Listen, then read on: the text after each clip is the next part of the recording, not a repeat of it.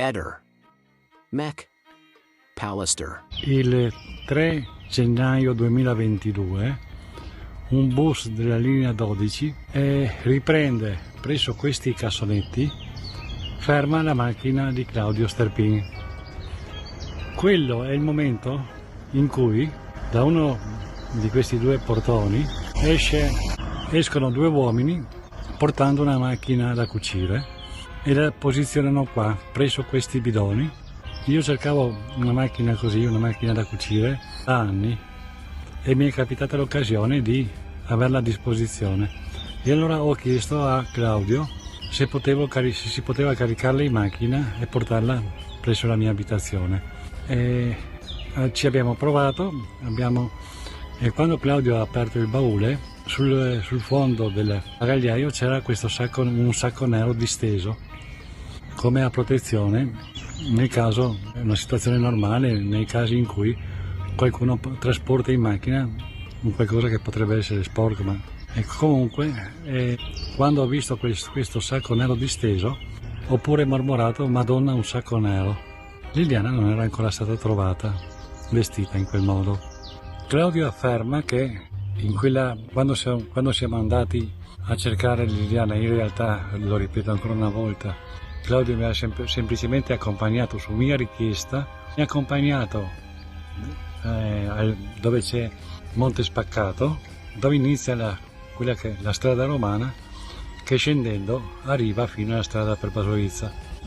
Gli avevo proposto io di accompagnarmi là, e questo a seguito di una dichiarazione di Gabriella Micheli, che diceva che non aveva visto le telecamere della scuola di polizia e queste non avevano ripreso Liliana in discesa per la via Damiano Chiesa.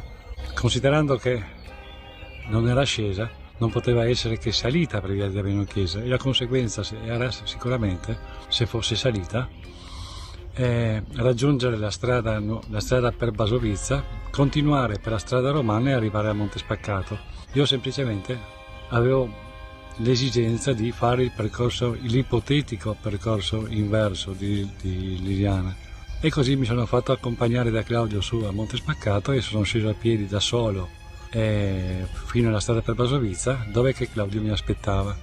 Da quel che mi risulta, ma potrei sbagliarmi, quella è l'unica volta che Claudio ha cercato Liliana, ma in realtà non era così.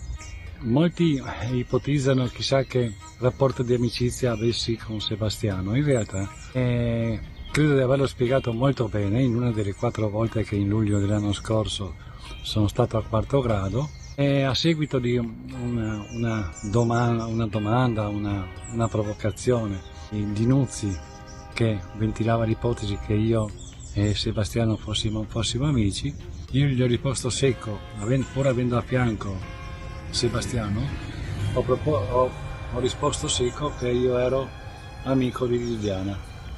Penso che non servissero altre spiegazioni.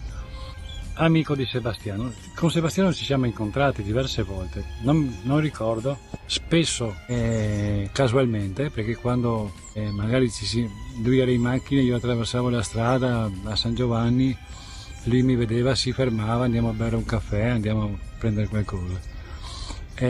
Altre volte ci siamo incontrati perché mi ha chiamato e mi ha detto: Fulvio, ci troviamo, andiamo a fare un giro indifferente. Non mi pare che io abbia mai, ma potrei essere smentito dai tabulati, però così a memoria non mi pare che io abbia mai cercato telefonicamente Sebastiano per incontrarci, a parte quando sì, allora io avevo il numero di Sebastiano nel momento in cui nei primi giorni di gennaio, quando avevo organizzato quella fiaccolata, lui mi aveva telefonato chiedendomi se ritenevo opportuno che fosse presente anche lui. Io gli ho detto semplicemente che cosa si faceva per sua moglie, no? Veda un po' lui, insomma, che veda lui cosa fare.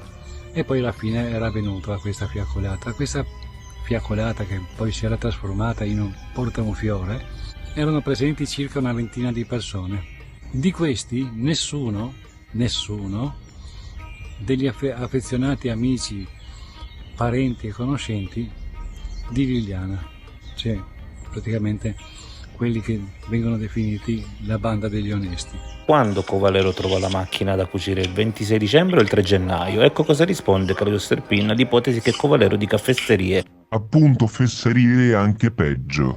Fu il 26 dicembre. Ehi, non dimenticare di iscriverti a questo canale.